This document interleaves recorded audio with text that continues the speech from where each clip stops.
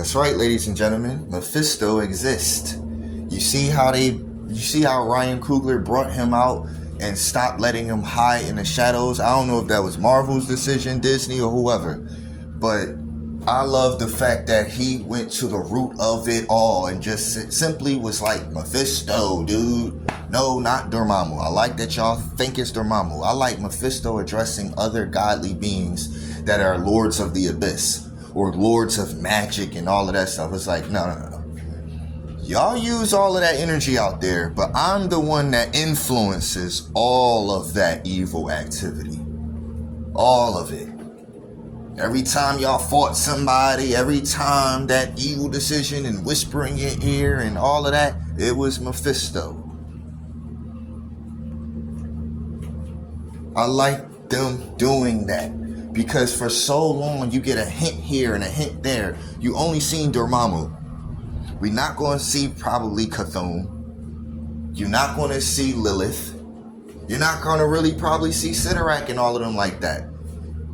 The fact that they showcase Mephisto like that and him making a mention like, yo, they all claim my throne, but I'm the real one here. Giving all these people deals, you got to know if, oh yeah, she definitely took the deal. I mean, her skin was changing and all of that. So just find out what happens next. And it's amazing technology and magic. You already know another person that kind of gave it up for technology and magic is Dr. Doom. This is a huge setup for Dr. Doom. Dr. Doom is definitely makes the most sense now because of this IronHeart show. You finally got to see exactly the type of thing that you know Dr. Doom would be doing. Dabbling into magic, dabbling into technology, trying to become an ultimate version of something or someone or himself, or be better than the gods that be. That's what Dr. Doom does. That's what he's known for.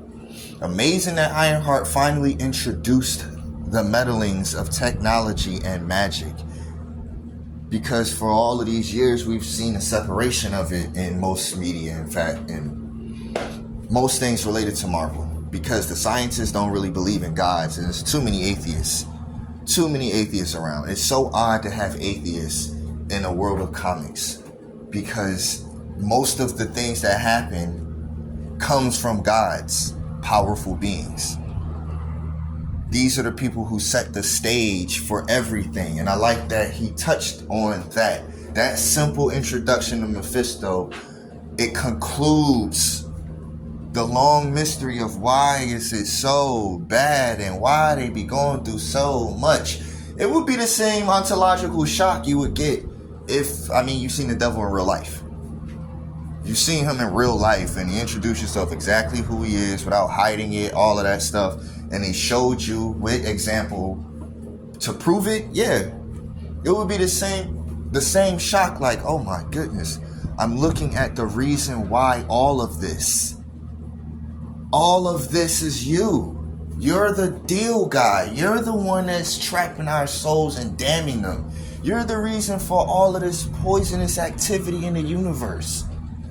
All of these events, all of these things, think about it. In the comics, who was Thanos influenced by? Mephisto. Mephisto put it in Thanos' head that, yeah, you gotta do this. He manipulated all of the activity. Even when turning on Thanos, he manipulated it. He manipulated a lot of things. He pulled the strings for a lot of evil that happens in the whole multiverse of Marvel. It's not Cthulhu and all these. These are beings that just you borrow power from. They're not actually the being that's whispering in everybody's ear and head that's making them do certain things. Mephisto is. That is brilliant, because even a Dormammu is like, yo, these beings possess you. They want you to use magic. They want to rule over they want to destroy, eat the planet, all of that stuff. This guy wants to corrupt forever. He wants to corrupt. That is way worse. Way larger scale of just doing menacing things for the sake of doing menacing things. just because you hate anything that represents God, which is life and creation and worship to him. So now it's, let me take it over. We all know his story. We can read about it. You can read about it in comics, the Bible, everywhere. This is one of the most important characters in the history of Marvel. I'll tell you another thing. Shalabal, guess who she introduces? Mephisto. Mephisto is introduced by Shalabal Silver Surfer. Shalabal Silver Surfer is the reason why Mephisto is introduced in Marvel. So there's three people that just brought him out. The Hood, IronHeart, and Shalabal. So we get in the girl version of the Silver Surfer. It's probably going to be a Mephisto mention there, and Doctor Doom. That's another one. Ghost Rider. Look at all these characters already floating around that's being influenced by the devil. I mean, Agatha made mention to him with Wiccan, the boy, Scarlet Witch. They all thought it was that. Then it was like, oh no, it's Cthulhu. We thought it was Dormammu, Mephisto. It was Cthulhu, which is like a magic god, but he's not a god of evil.